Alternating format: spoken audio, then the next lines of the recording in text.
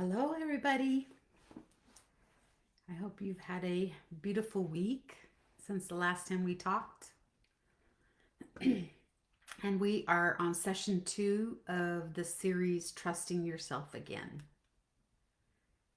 And last week we talked about why many of us stop trusting ourselves.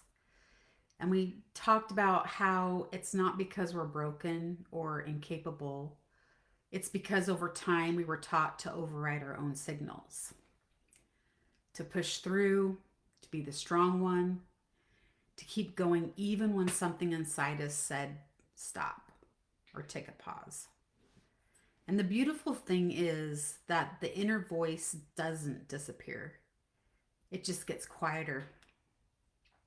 So, tonight I want to talk about how our body actually communicates with us because this is where self trust really begins.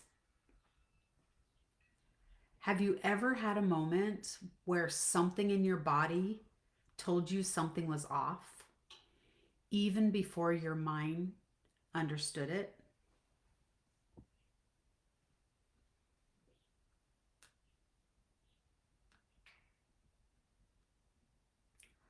Our bodies process information much faster than our thinking mind.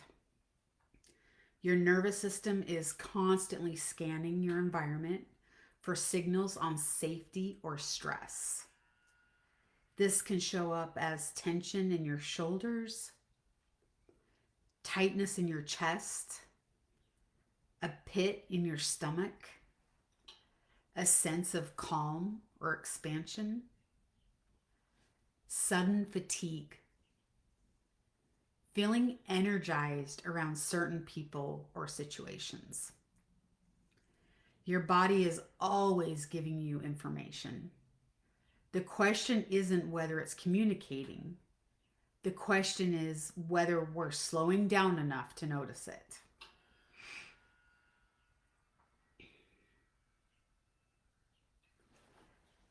This is something that many women struggle with.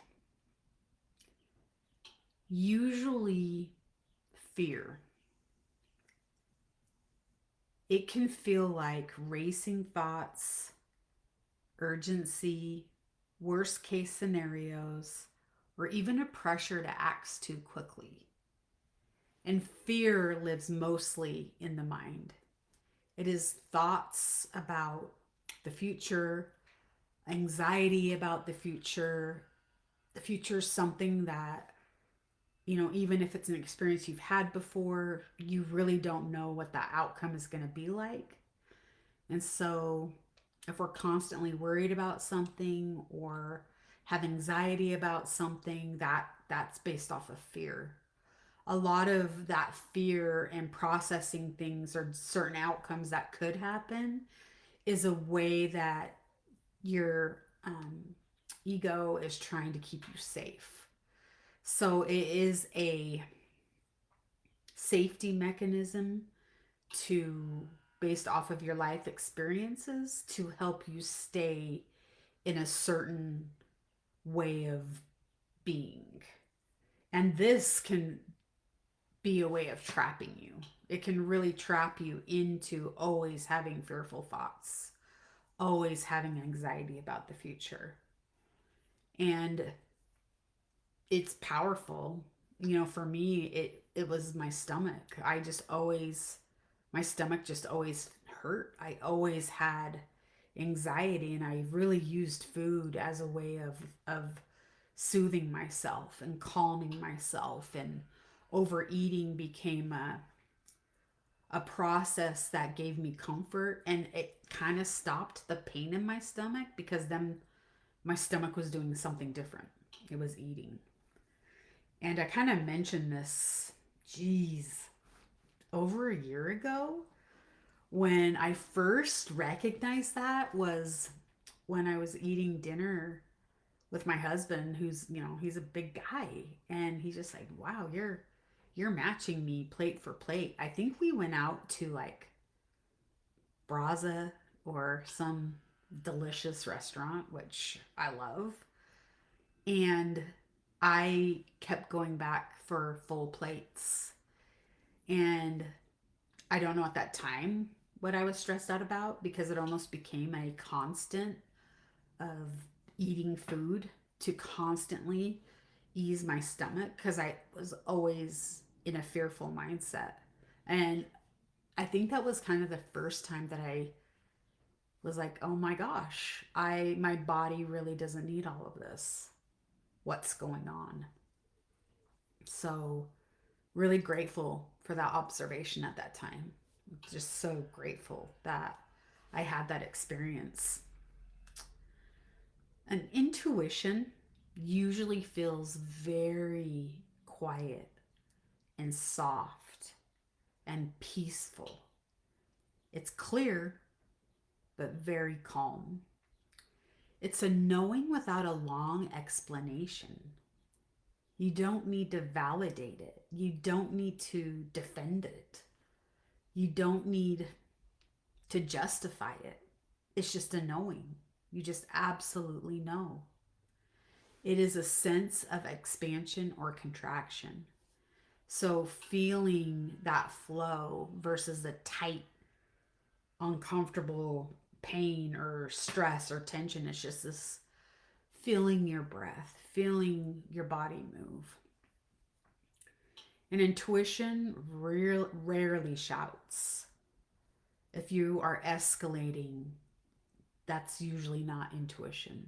That is fear or a trauma response. It often whispers. It's a soft whisper or thought in your mind, and it feels very comforting. And a lot of times we just shove it aside because that's not our programming. Our programming is to control or fix or produce. Sometimes it just says that doesn't feel right. Something feels off. Or it can say, this feels aligned. Like I feel connected. And your intuition doesn't always give you like the whole plan. It sometimes just gives you the next step. So it can be very gentle, very calming. Reconnecting with your intuition requires you to slow down enough to hear it. If you're constantly go, go, go, go, go, you won't be able to hear into it.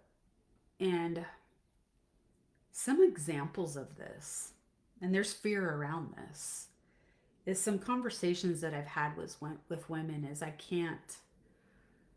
I'm afraid to be alone with my thoughts. I have to stay busy or my mind won't slow down.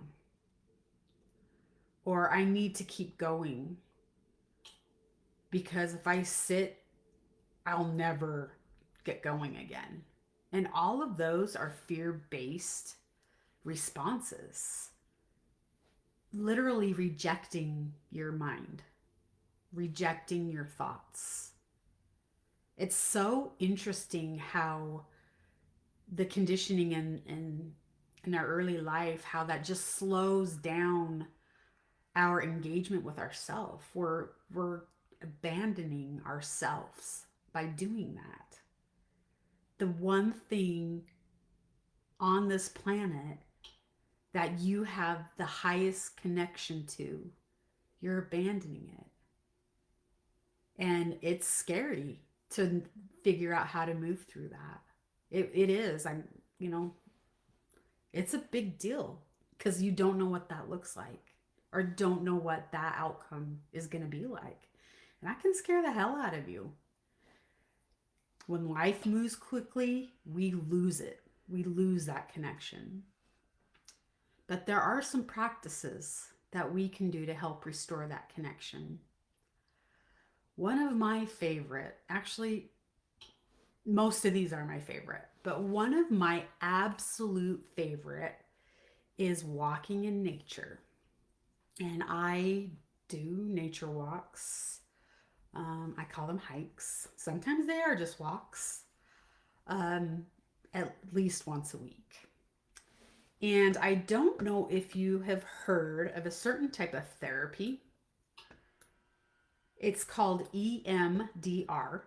And what that means is it's eye movement desensitization and reprocessing. And this was developed by a woman who was struggling with something, and she went on a walk.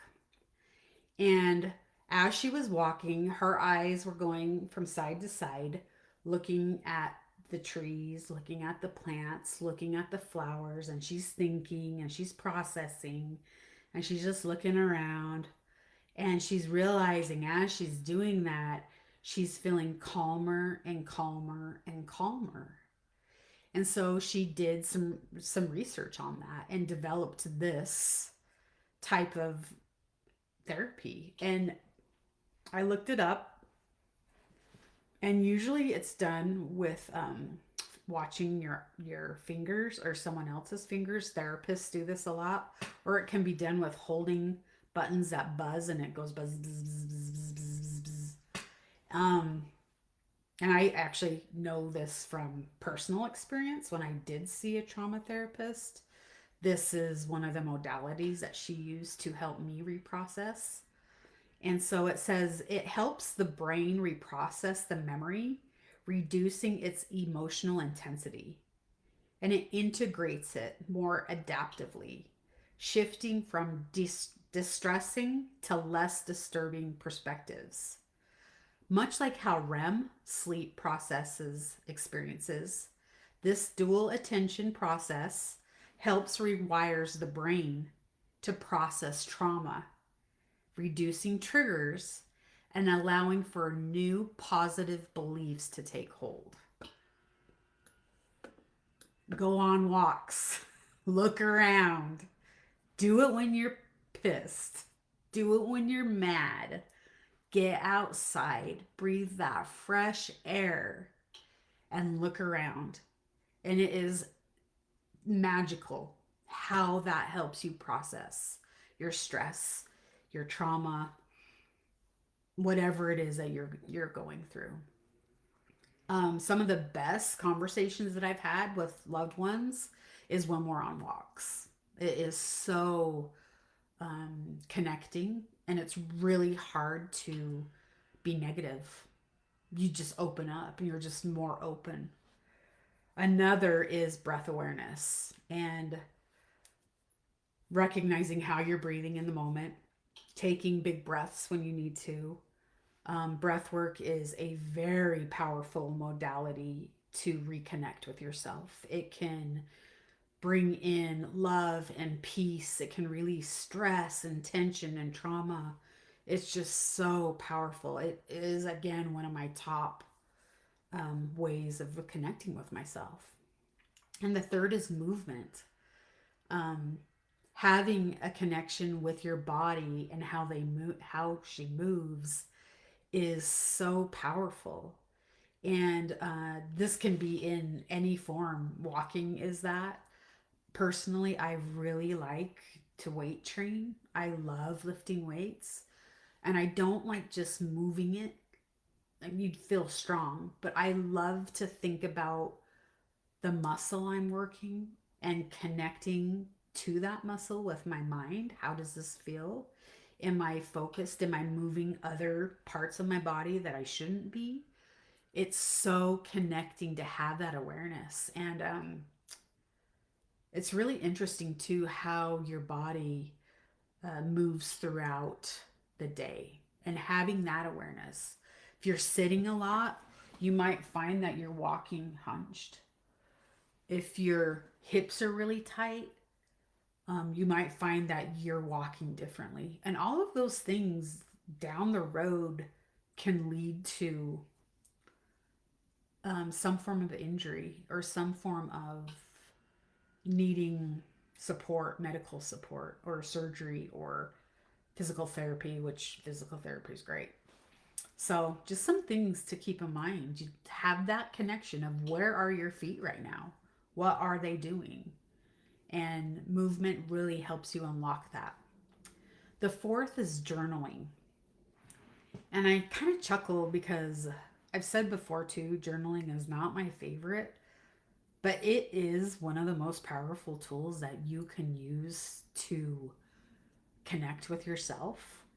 Um, I do better when I have a really pretty journal and really beautiful pens that just slide across the paper.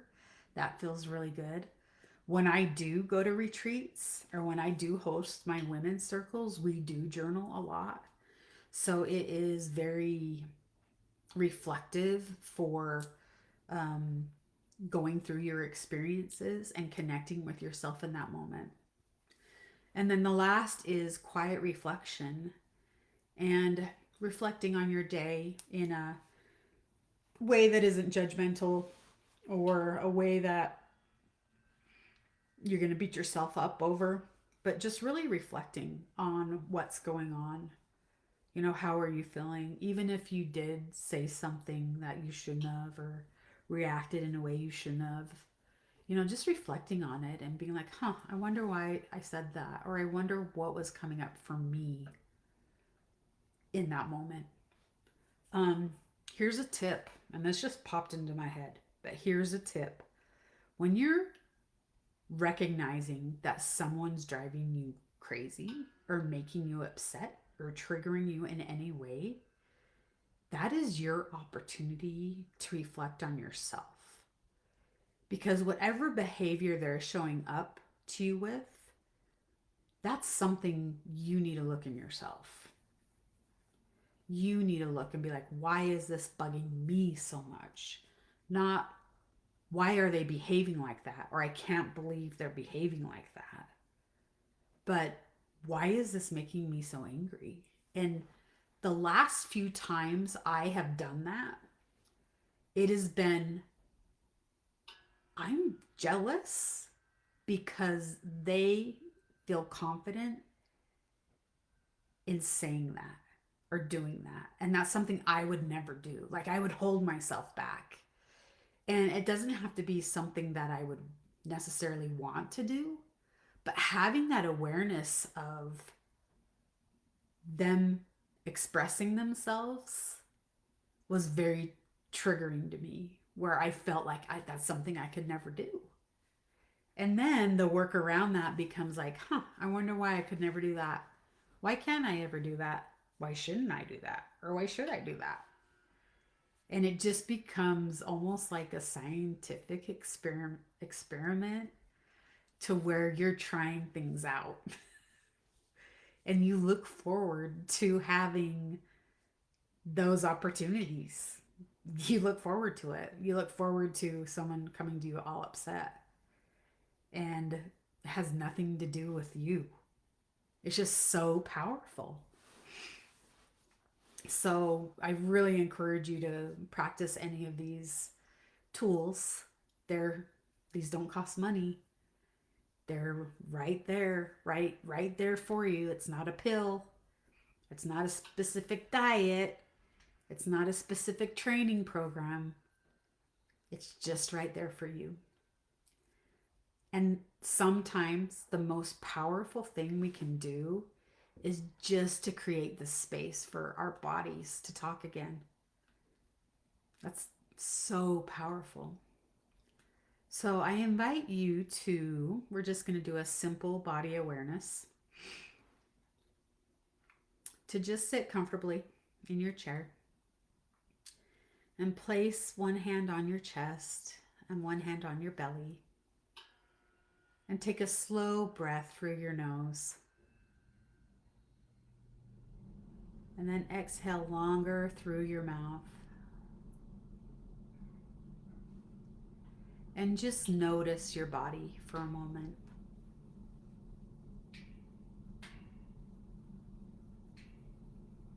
Notice your breath.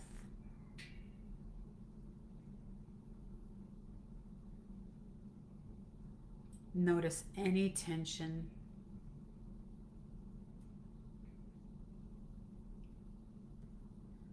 Notice any sense of ease.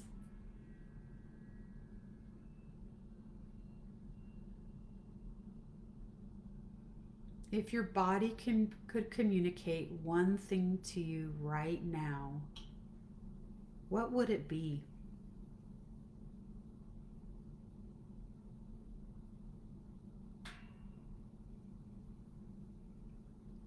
Don't try to solve anything right now. Just get curious with it.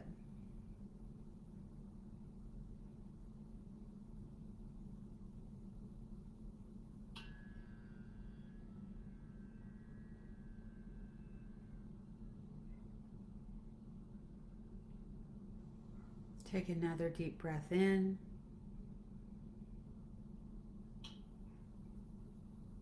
And exhale out. And then thank your body. Thank her for what she just told you. When you're ready, open your eyes.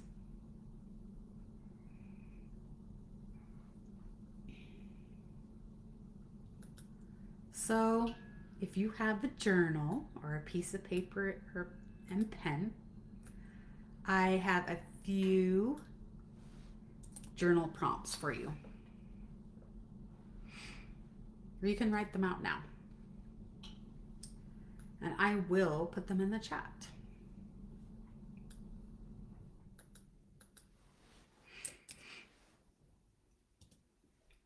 When do you feel most connected to your body?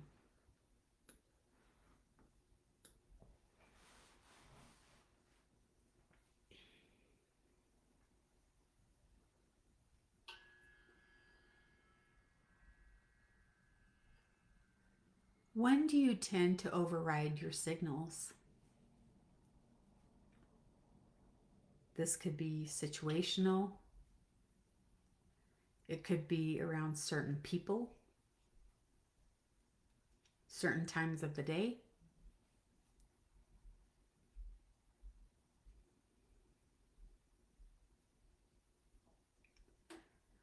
What does your body usually do when something doesn't feel right?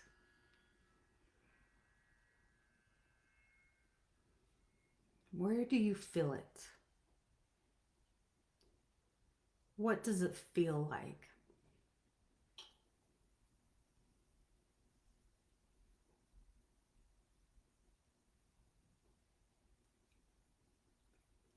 And when do you feel calm and aligned?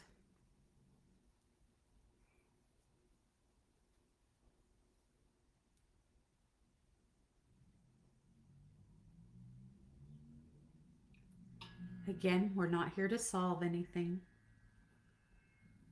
We just want to bring awareness to each of these.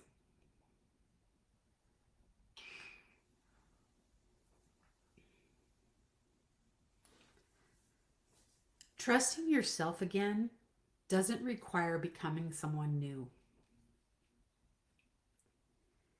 It requires remembering how to listen. Your body has been communicating with you your entire life. And the more you begin to notice those signals again, the easier it becomes to make decisions that truly align with you.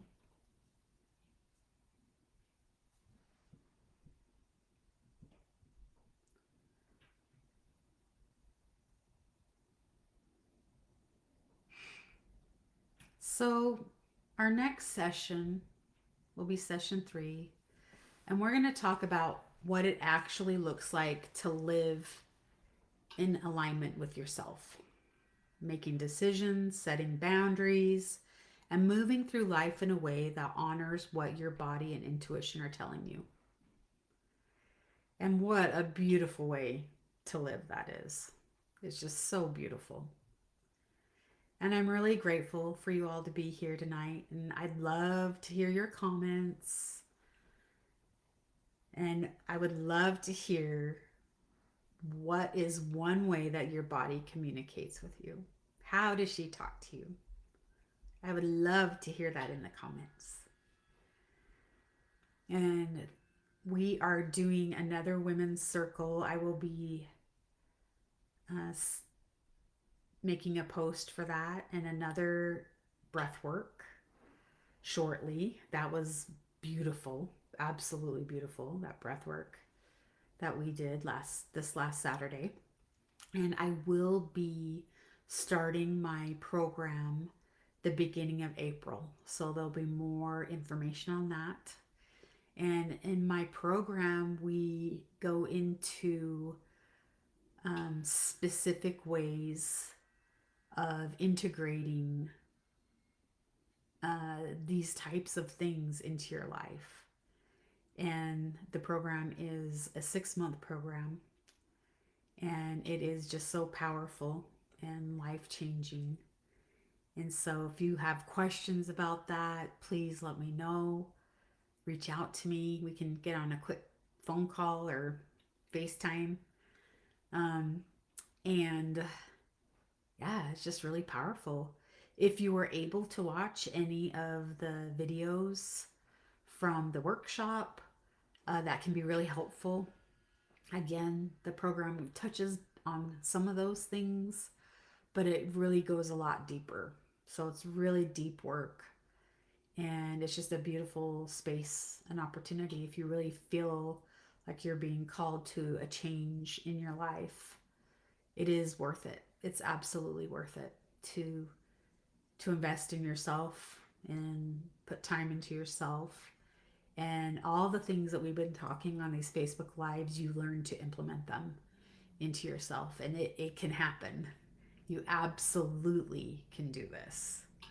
So, again, thank you so much for being here. I have so much gratitude for you. And I will see you next week. So, have a beautiful week.